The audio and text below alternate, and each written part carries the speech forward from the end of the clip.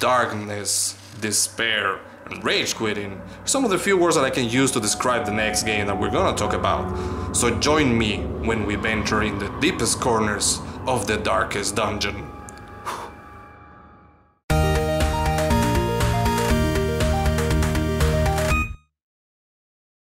Darkest Dungeon is a roguelike turn-based, better get ready because you're gonna yell a lot dungeon crawler that brings forth a unique and very refreshing combat style.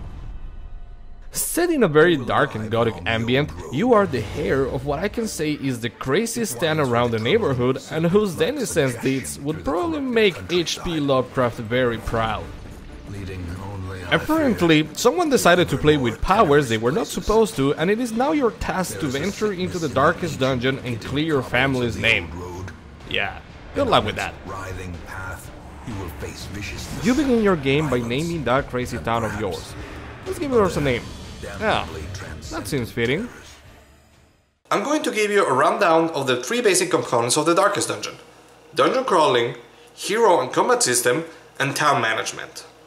The mechanics for Darkest Dungeon can be very simple at a first glance. You lead a party of 4 heroes, each with different skills, abilities, and position preferences, and like in a very good old-fashioned dungeon crawler, your goal is to explore the dungeons and complete certain tasks.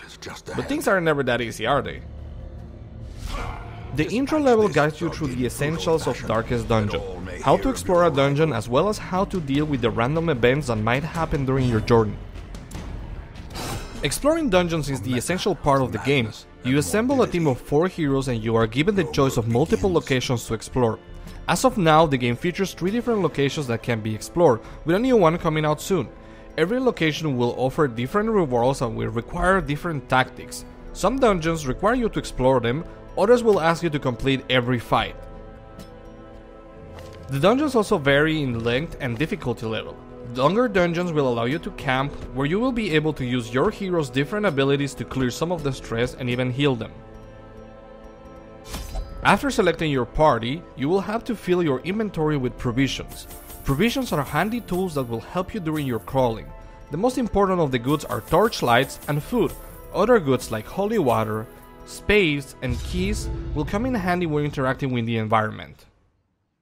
Dungeons are randomly generated, and once you are inside, you will start to explore by clicking on the next room you want to go to. Every room is connected by a hallway that you will have to go through every time. Every hallway is divided in sections, and each section can contain a random event. Some might have loot chests or shrines, some might even have traps. The match is struck. So here's the deal with the game, and why every decision can be the most stressing thing ever. While it might be an awesome idea to go around looting everything, some events in the map can curse your characters, giving them penalties, dealing damage, or even giving them quirks. I will expand on quirks when I start talking about heroes.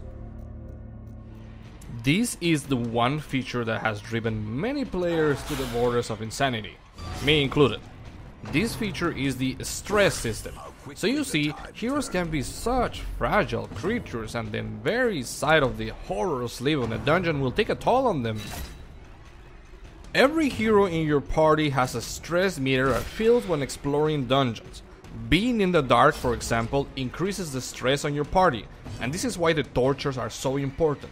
Using a torch will light your environment, thus giving you more chances to surprise enemies, which grants you an extra turn and have less chances to your heroes to be surprised themselves, as well as the chance to scout what lies in further rooms. Being in the dark, though, can also have its benefits. The darker it is, the higher the critical chance your heroes will have, and the better loot that you can get. Stress will also cause your heroes to lose all hope when they reach breaking point. They can refuse to follow your commands, attack their teammates, hurt themselves, and be a Debbie Downer for the rest of the gang. But sometimes, your heroes might gather their courage and overcome the horrors of the dungeon in an heroically fashion. So let's talk about the heroes and the combat mechanics, as the stress also plays an important role during this time. Combat system is quite interesting and nothing of the likes I have seen before. A party is composed of 4 heroes. Each hero, based on their currently equipped skills, will have a preferred position. The bigger the dot, the more skills they can use from that position. Enemies come in all sort of varieties. skeletons, big men, nopes, bigger nopes, Jehovah's Witnesses. Seriously, this stuff is giving me nightmares. Your biggest concern while fighting should be two things: enemies that have stress increasing attacks and enemies dealing critical strikes, as they not only increase your overall stress but also hurt a lot. Death waits. Interestingly enough, having a hero drop his health to 0 hit points will not kill him. It would simply trigger something called Death's Door. Death's Door applies significant debuffs on your character, and every subsequent hit on them will have a chance out of 3 to deal a killing blow.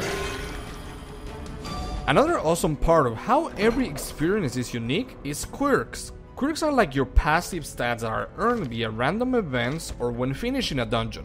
Quirks can be good, but most of the time they're negative. Things such as characters being prone to stealing your loot, having lower stats, or even dealing lower damage. Now for the town management. One of the biggest uses from doing dungeons is the amount of loot you can gather. Not only do you get gold, which is used to relieve your heroes' stress, but also train them. The town counts with different venues, the first one you unlock being the stagecoach, which you can use to attract and hire more heroes. The sanitarium is probably my favorite place. Here is where you can send your heroes to clean their quirks and diseases. It usually costs a lot of gold, especially when the quirks are permanent. You can also clean diseases, which, unlike quirks, take less money to heal and can be cured while camping. Along with this, you also have the blacksmith and the guild, which can be used to upgrade your heroes' armor, weapons, and skill. A good thing to take into account is the loot part.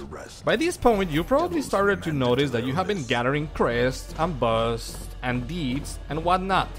These are essential for upgrading every part of your town. Upgrading will give you access to higher skill levels, gear, and cheaper treatments for your certifiably insane heroes. To conclude, Darkest Dungeon is the kind of game that will probably cause you to pull your hair a couple times. It is incredible how unforgiving it can be, but like it says at the beginning, it's all about making the best out of a really bad situation. Chances are that most of your dungeon runs will end very bad, but never be afraid to retreat. It's better to leave and fight another day. But hey, there's no charm without a really good challenge. Good party management, as well as keeping your heroes stress-free, is an essential part of the game. Chances are you will lose some of your heroes on boss fights, if not all of them. Hey guys, thanks for watching another episode of Made in Canada.